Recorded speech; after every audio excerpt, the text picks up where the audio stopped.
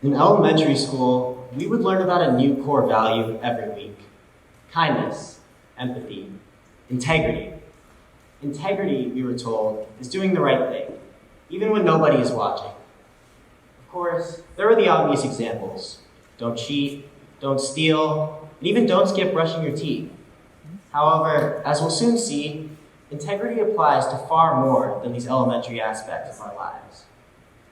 In the late 18th century, an English thinker by the name of Jeremy Bentham devised one of history's greatest experiments on integrity. Bentham proposed a maximum security prison known as the Panopticon. His prison was unique, as it did not rely on means of physical authority to keep prisoners in line. Instead, Bentham envisioned a surveillance-based design that would deter prisoners from acting out through forms of psychological intimidation. The prison was circular in shape and had multiple floors of cells lining the perimeter walls. In the center lay a watchtower from which guards could view the entirety of each cell. The guards rotated between viewing only a few cells at a time, leaving most of the prison unwatched. The catch, however, is that the prisoners could not see into the watchtower. This meant they never knew when they were actually being watched and had to assume they were under observation at all times. A century later, French philosopher Michel Foucault revisited Bentham's work. He wrote that the Panopticon model internalized surveillance in the minds of the inmates to such a degree that each prisoner had become their own guard. Foucault's theory of power explored two critical components of internalized authority: being visible and unverifiable. The visibility component was the intimidating shadow of the all-seeing watchtower, which had the capability to watch over the inmate's every move. The aspect of unverifiability was the unease and uncertainty in the minds of the prisoners, as they never knew when they were actually being watched. Although no overarching watchtower intrudes on our daily lives, we still tend to obey Foucault's theory of power. For instance, our minds have internalized the existence of police forces and law enforcement to such an extent that we follow laws subconsciously, even when there are no authorities around. For example, when we arrive at a stop sign with no cars in sight, our brains understand that we may still be penalized for disobeying traffic rules. Foucault claimed that authority in modern society has shifted in this sense, and that we are no longer kept in line through means of physical authority, but instead by self-discipline imposed via the fear of consequence. As kids, our watchtower was our parents. We were taught to follow sets of rules, such as tell the truth and use proper manners. When we disobeyed these rules, there were consequences, like no playtime or no dessert. As we grew older, we began to internalize these habits and followed them out of habit rather than because we feared the consequences.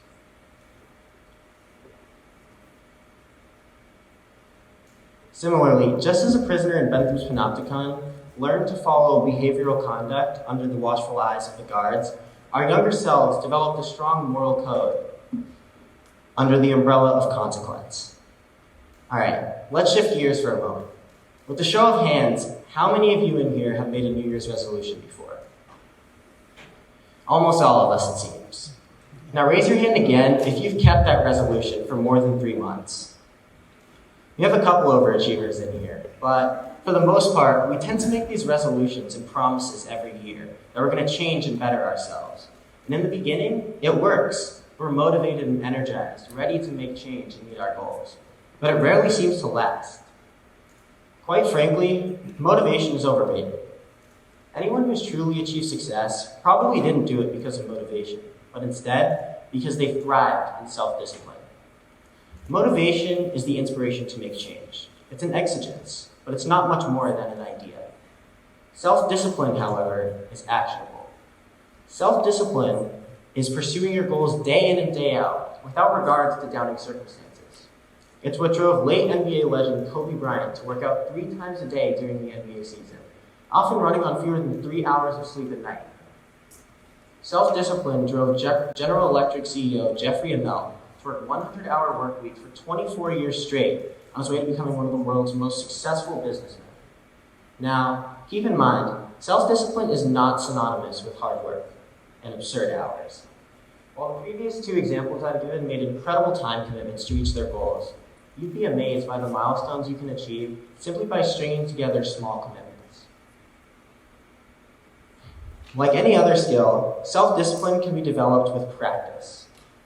Foucault's theory of power taught us that through an authority with visibility and unverifiability, we can internalize habits until they become natural, including self-discipline. To do so, we must shift our mindset. First, we'll create an authority powerful enough to ensure that we do not fall out of line. We'll call this authority failure. Failure is our all-seeing watchtower, capable of imposing its consequences on us if we drift away from our path of discipline. We must view the idea of failure just as the prisoners in Bentham's Panopticon viewed the watchtower guards, as an authoritarian figure that we strive to avoid at all times. Now that we've established this visible power, let's explore its unverifiability. An interesting hiccup in Bentham's Panopticon is that prisoners were able to act out without consequence if the guards were not supervising them at the time. Similarly, even after we install our visible power of authority, we still may not face immediate consequences if we are undisciplined.